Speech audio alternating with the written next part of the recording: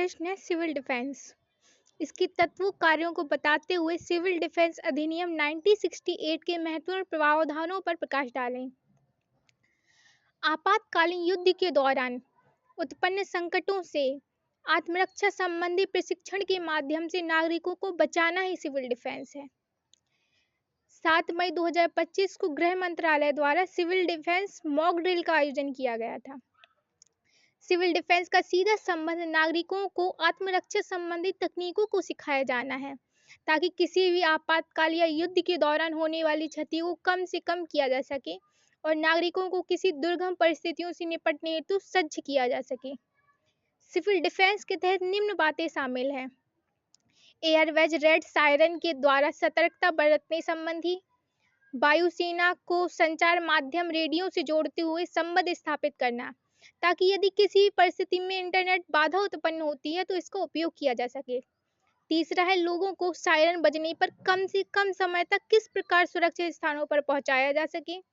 चौथा है लोगों को फर्स्ट एड संबंधी जानकारी प्रदान करना और ब्लैकआउट जैसी चुनौतियों से निपटने की जानकारी देना।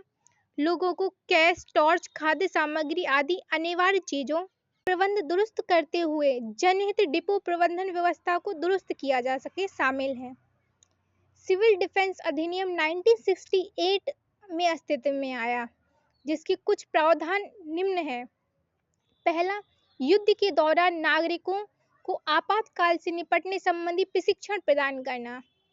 सिविल डिफेंस कर्मचारी जिनके तहत NCC, national cadet corps, NSS आता है, वह स्थानीय स्तर पर इनका गठन होता है और आवश्यकता पड़ने पर राष्ट्रीय स्तर पर व राज्य स्तर पर इनका प्रशिक्षण किया जाता है।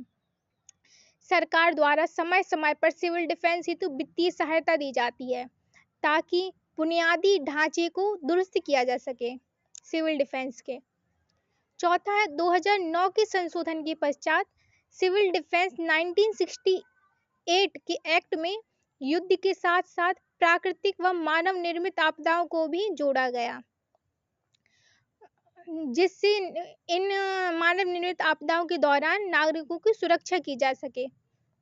वर्तमान में सिविल डिफेंस, जो कि स्वेच्छा से संगठन पर आधारित है, में लगभग 5.1 लाख लोग हैं और वर्तमान में 14.1 लाख कर्मियों की हमें आवश्यकता है, जिसके लिए सरकार पूर्णतः सज्ज है। यह सरकार का एक प्रशंसनीय कदम है। धन्यवाद।